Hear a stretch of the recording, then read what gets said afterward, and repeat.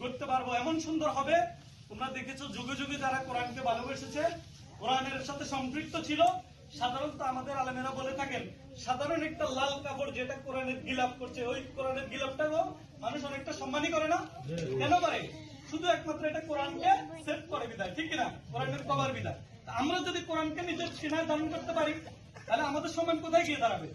আল্লাহ রাব্বুল আলামিন অনেক উচ্চতরে আমাদের সম্মান পৌঁছাবে। এজন্য কোরআনের শিক্ষার বাইরে, কোরআন হাদিসের শিক্ষার বাইরে অন্য কোনো শিক্ষা আমাদের জন্য কল্যাণকর নয়। অতএব আমরা কোরআন হাদিসের শিক্ষার পরে যদি আমাদের পক্ষে সম্ভব হয়, আমরা দুনিয়াবী শিক্ষা গ্রহণ করবো, ঠিক আছে কিনা?